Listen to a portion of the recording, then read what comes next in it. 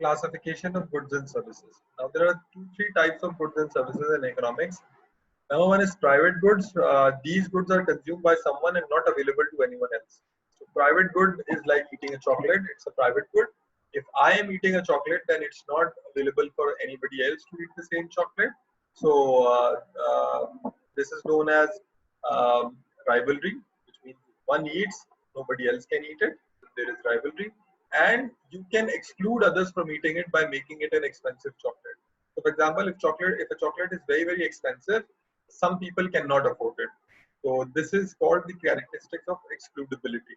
So private goods have two important characteristics: excludability and rivalry. Excludability means you can exclude others from using that good by pricing, all right? And rivalry means if one person is having that particular unit of that good, nobody else can have it at the same time. So this is called excludability and rivalry, and these are two very important characteristics of private goods. All right. So private goods are excludable and rival, and if they are consumed by one person, so nobody else can consume it at the same point in time. Apart from private goods, we have public goods. What are public goods? They are non-excludable and non-rival goods for which it is difficult to attribute a direct price. So public goods do not have excludability and rivalry. For example, public goods are those where if one person is using it, it can be used by so many others, and the use of one person doesn't diminish the availability for others, right? So the examples of public goods are lighthouse, defense, and police. For example, if there is a lighthouse, so at one point in time, many people can benefit from that lighthouse. Many ships can benefit from that lighthouse. Similarly, street lights. For example, if I have a street light in my street, so at the same time, I can benefit from that street light. My neighbor can benefit from my street light, and so many other people can benefit from the same street light, right? So at one point in time, many people can benefit, many people can share, so there is no rivalry, and you cannot stop somebody. Let's say on my street, somebody says that he will put his own street lights, and then he will charge people for using those street lights. But let's say my neighbor could say that, okay, if you put that street light, but I don't want it, so I am not going to pay.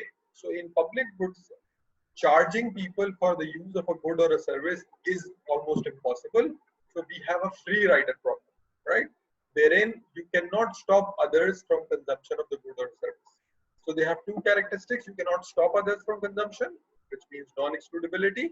And at one point in time, many people can benefit from the same good. This means non-rival. These are two important characteristics of public goods. They're non-rival and they're non-excludable, and hence they have the free rider problem, which means people could use them but would not like to pay for them. So this is the reason why public goods are almost always provided by the government, because they cannot be run as a profitable business, because you cannot exclude others, you cannot charge from others. So therefore, these goods are generally provided by the government and not by the free market. So free market might not produce them due to free riders, people who are not willing to pay for public goods but use them, right? So just like my neighbor, the neighbor might not want to pay for the street lights, but at the same time the neighbor would like to use that or to take benefit from the street lights.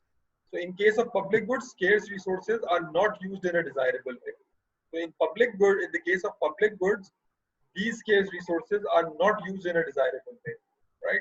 So they are generally wasted, as you've seen in street lights. They are kept on even when the light is or when the dawn has come up, right? So these are generally, they entail wastage or inefficient use of resources. Again, this is the reason why private sector businesses do not go for these goods, and these goods are generally provided by the government.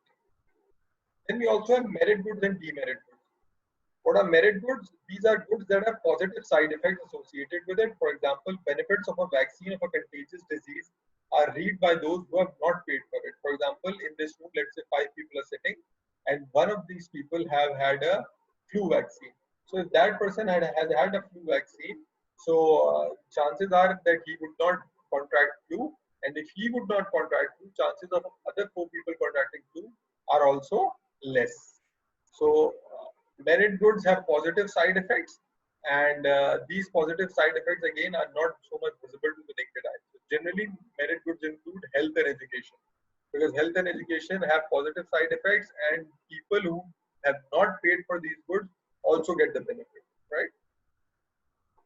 Demerit goods, on the other hand, have negative side effects. For example, junk food and the ill health that they cause. So demerit goods have negative side effects, like cigarette. For example, if I smoke, my cigarette also would have an impact on my neighbor and people sitting next to me, although they were not part of the decision of me smoking, right? Yet they will be disturbed. So the negative side effects would be borne by people who were not even part of the decision making process. So governments tend to provide merit goods as there is underproduction and underconsumption. So generally, merit goods are also provided by the government. It doesn't mean that the private sector doesn't provide them. Yes, the private sector provides the merit goods, but along with the private sector, the government also provides these goods. For example, health and education, we have private colleges and government colleges, private hospitals and government hospitals. So since these goods are underprovided by the free market, the government also provides them, right? Similarly, in the case of demerit goods, we have overproduction and overconsumption. So these goods are consumed more than what their optimum level is. So information failure is the cause of the above. And the reason for the demerit goods is information failure. All right. So due to information failure, people consume these goods because they do not realize that they are harmful for them. Right. So demerit goods have information failure embedded in them. For example, people who smoke, either they don't know or they don't believe that they can have cancer due to smoking. Right. So this is the characteristic of a demerit good, that there is an information failure, and due to this information failure, these goods are overconsumed and overproduced in the market. Deciding what is good or bad is a difficult decision. When we let society decide, we believe in paternalism, which means a situation in which society knows best and has some right to make value judgments. So when people follow others, or basically say that since other people are doing it, we are doing it, they are depending on the society. This is known as paternalism, right? So they believe the society would take the right decision, and if we follow those decisions, we'll be fine. So we have two important concepts left. One is the moral hazard and one is the adverse selection. They also arise from information failure. Moral hazard is the tendency of people who are insured to take greater risks, for example, advice to the doctor.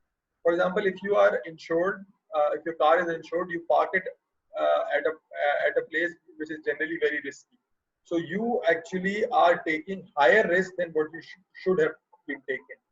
And this is how you indulge in moral hazard, and the chances of your car being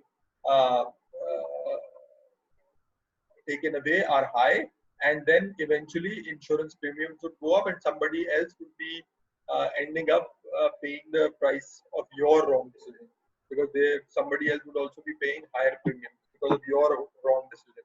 So this is called moral hazard. And adverse selection is that due to information failure, an unsuitable person gets insured. All right. So for example, somebody was a heart patient, but due to some improper checking or whatever, you gave him an insurance policy and he got insured, but his chances of death are high, and he might die, and the insurance company would end up paying a lot of premium due to maybe a wrong decision taken by you. So this is called adverse selection, where you select the wrong person. Both of the above may lead towards misallocation of resources. These two decisions, they also lead towards misallocation of resources. Resources are over provided or under provided because of these two wrong decisions. So that is it, and I think this is how we would end.